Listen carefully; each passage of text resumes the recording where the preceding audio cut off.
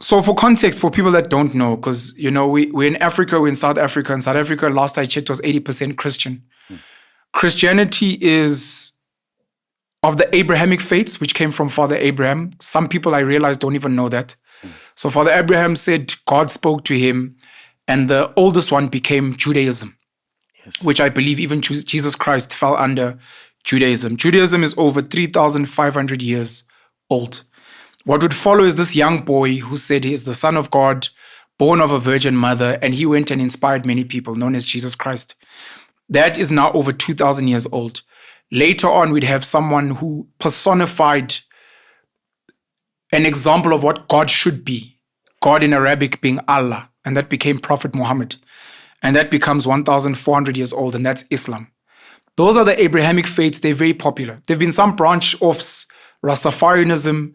The Christian faith itself has got Protestant, Lutheran, Anglican, of which Anglican I think is English, Lutheran is German, all almost speaking the same language.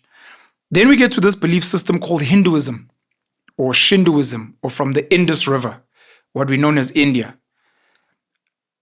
That goes further beyond, and from a documentation perspective, becomes the oldest documented belief system.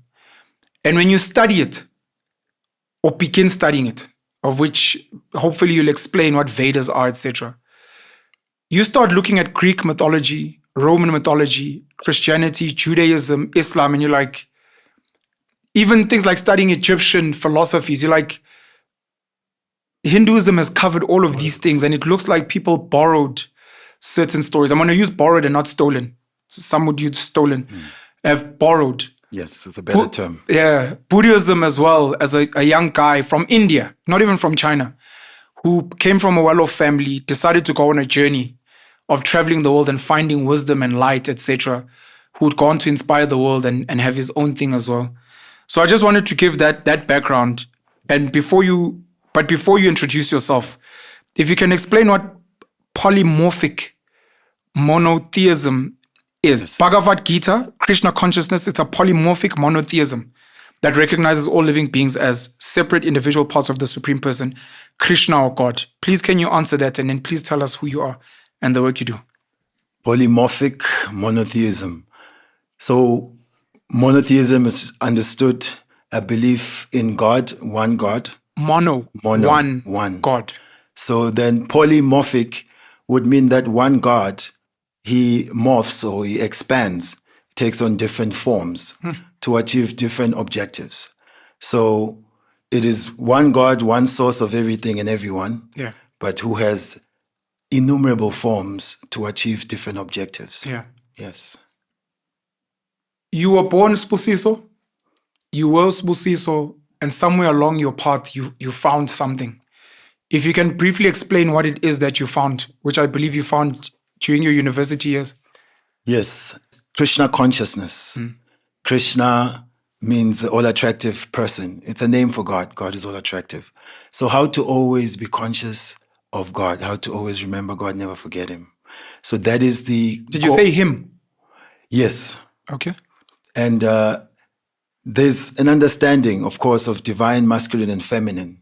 So because we're doing ABC, and you were saying we don't want to go too deep yet. And scare people. Yes. Sure. So we can understand that God is actually the one masculine, meaning he is the source of everything. Everything is his energy, therefore feminine.